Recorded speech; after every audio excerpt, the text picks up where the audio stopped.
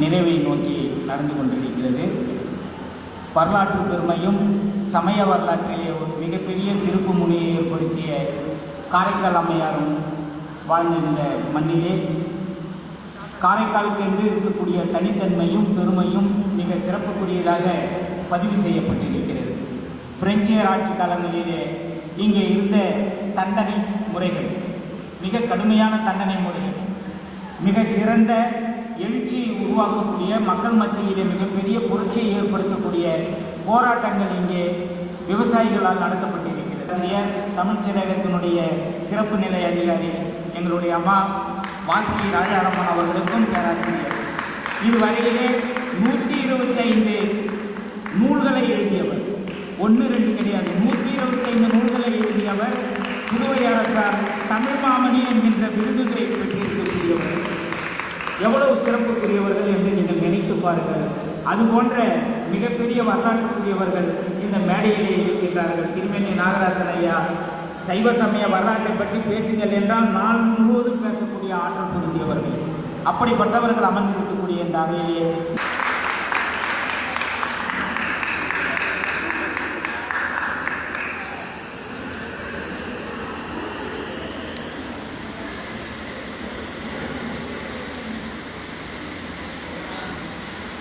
எல்லாம் உள்ள இறைவனை வணங்கி என்று முழ தென்றமிழை வாழ்த்தி என் உரையை தொடங்குகிறேன். ஒரு நல்ல செய்தியோடு இந்த நிகழ்ச்சி தொடங்குகிறது. ஏனென்றால் என் பேச்சோடு இந்த நிகழ்ச்சி முடிகிறது. இந்த இனிமையான நிகழ்ச்சிக்கு வரையத்தில் நான் மிகுந்த முயற்சி எடுக்கிறேன். ஏனென்றால் இந்த நிகழ்ச்சியை நடத்தி கொண்டிருக்கிற கலைமாமணி முனைவர் வாசுகி ராஜாராம் என்னுடைய மாணவி. வாசுகி ராஜாராம் அவர் அருகில் அமர்ந்திருக்கின்ற 11 நூல்களை இருக்கின்ற அரங்க முருகையன் என்னுடைய மாணவர். ஏதோ பரமேஸ்வரே அவ்வையார் கல்லூரிய தமிழ்துறை பேராசிரியர் முனைவர் அசோக்குமார் அவரும் என்னுடைய மாணவர்.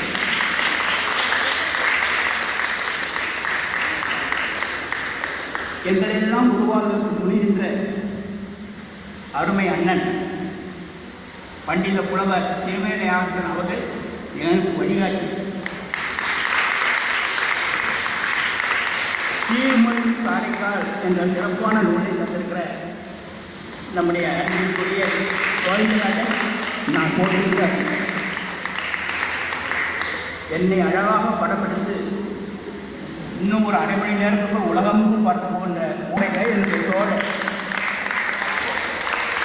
அறிவிக்கின்ற பஞ்சபந்தம் பாரதியாசன் கல்லூரியிலே பணியாற்றி கொண்டிருக்கிற குப்புசாமி எனக்கு நண்பர்.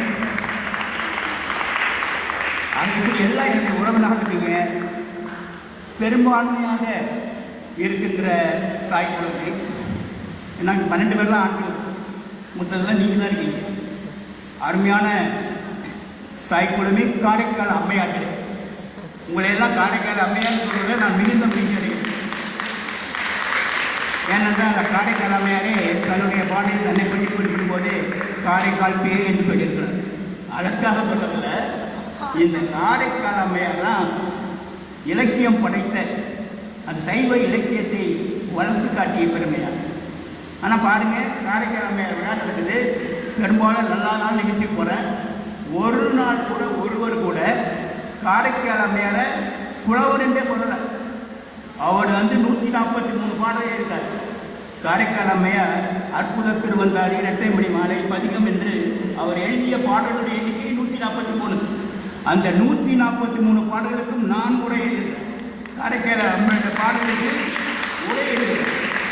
அந்த நூல் 2-3 பதிப்புகளை கண்டிருக்கிறது. அது மட்டுமல்ல, காரைக்கால் அம்மையார் கருவூலம் என்ற ஒரு நூல் 500 பக்கங்களுக்கு மேற்பட்டது, 100 ஆராய்ச்சி கட்டுரைகள் கொண்டது. அந்த நூலையும் நான் எழுதுகிறேன். இதற்காக தமிழ் பல்கலைக்கழகத்தால் காரைக்கால் அம்மையார் விருது எனக்கு கொடுத்திருக்கிறார்கள். இது எனக்கு பெருமை சொல்லிருக்கிறேன். காரைக்கால் அம்மையார் எனக்கு கிடைத்திருக்கப்படுது. இந்த காரைக்கால் அம்மையார் எத்தனை சிறப்புக்குரியவர் என்பதை இந்த மண்ணில் பிறந்த நீங்கள் அறிய வேண்டும். காரைக்கால் அம்மையார் யார்? சினிமாவில் காரைக்கால் என்ற படம் வந்திருக்கிறது. நம்முடைய திருவிளையாடல் எடுத்த, சரஸ்வதி சபகம் எடுத்த, திருவள்ளுவர் எடுத்த, ஏபி நாராயணன் ஒரு படம் எடுத்தார். அந்த காரைக்கால் அம்மையார் படத்தில் யார் அந்த படவதத்தை செஞ்சார்னா சிவகுமார். யார் புனிதவதியார் என்றால் லட்சுமி. வயசான காரைக்கால் அம்மையார் யாருன்னா கே.பி. சுந்தரம். இப்படி ஒரு படம் வந்து இருக்கு, காரைக்கால் படம். அந்த படத்தை நீங்கள் பார்க்கணும். ஏன்னா இந்த படங்கள் எல்லாம் அதில் தேவையற்ற காட்சிகள்லாம் இல்லாததால் அந்த படம் வெற்றி பெறாது, அதையும் பார்க்க முடியாது. காரைக்கால் அந்த படத்தையும் வாங்கி பாருங்கள். அந்த வரலாற்றை அருமையாக சொல்லக்கூடிய ஒரு படமாக. அப்படிப்பட்ட சிறப்புக்குரிய காரைக்கால் அம்மையாரை பற்றி இங்கே ஒரு நிகழ்ச்சியை ஏற்பாடு செய்திருக்கிற என்னுடைய மாணவி வாசுகி ராஜாராம் அவர்களை பெரிதும் பாராட்டு. ஏன் பாராட்டுன்னா, எந்த நிகழ்ச்சினாலும் எல்லாரும் பாண்டிச்சேரியே வச்சுக்கிறாங்க. காரைக்காலையே நினைச்சு பார்க்கறதே இல்லை. காரைக்கால் புறக்கணிக்கப்படுகிறது, காரைக்கால் புறக்கணிக்கணும்னு சொல்லிக் கொண்டிருக்கிறத தவிர யாரும் செய்வதில்லை. நான் கலை பண்பாட்டுத்துறை அமைச்சர் அவர்களிடம் பேசி கொடுத்து சொன்னேன், நீங்கள் தான் கலை பண்பாட்டுத்துறை அமைச்சராகிங்க. ஒரு காலத்தில் இங்கே காரைக்காலில் பாரதிதாசன் விழா, பாரதியார் விழா வந்து, இன்னும் சொல்ல போனால் பாவேந்தர் பாரதிதாசன் முதல் பணியாற்றிய இடம் நிறைய. இங்கிருந்து தான் அவர் பாவேந்தர் பாரதிதாசன் உலகம் அறிய தொடங்கியது. அவரே இங்கே தான் பணியாற்ற. அப்படிப்பட்ட மிகச்சிறந்த புலவர்கள்லாம் வாழ்ந்த இந்த ஊரில் இந்த நிகழ்ச்சியை இங்கே கொண்டு வந்து சிறப்பாக, செம்மையாக, அருமையாக, அழகாக நடத்தி கொண்டிருந்த வாசுகி ராஜாராம் அவர்களை உங்கள் சார்ந்து பாராட்டு.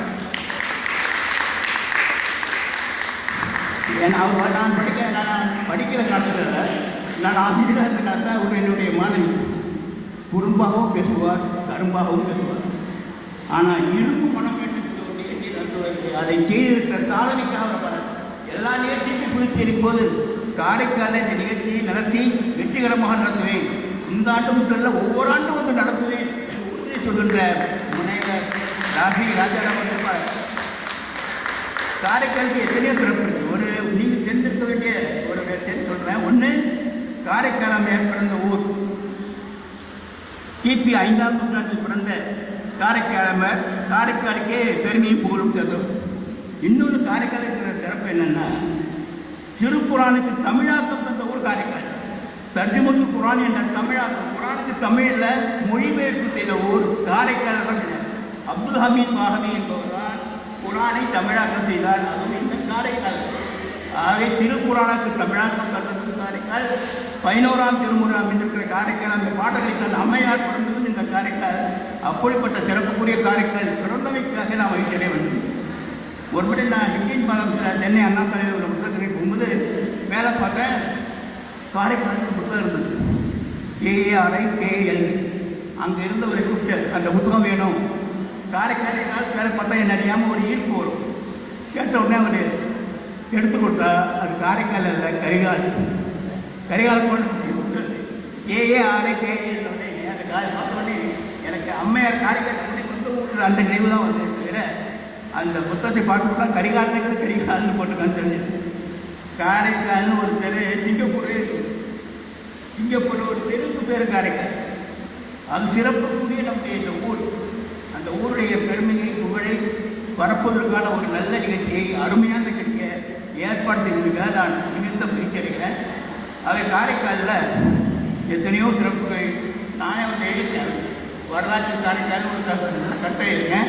அதையெல்லாம் நீங்கள் அந்த நூலை வாங்கி படித்தால் எனக்கு பயிற்சியாக இருக்கும், நூலும் இருக்கும், நீங்களும் படித்தவர்கள்.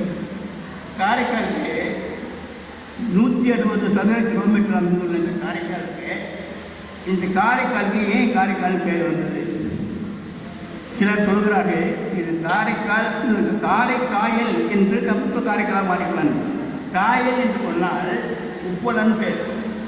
காரை செடிகள் அடர்ந்த காடாகவும் கடற்கரை இருக்கிற நீண்ட நில பரப்பாக இருந்தால் இது காரைக்கால் ஆகியிருக்கலாம் என்று சில ஆய்வாளர்கள் சொல்கிறார்கள்.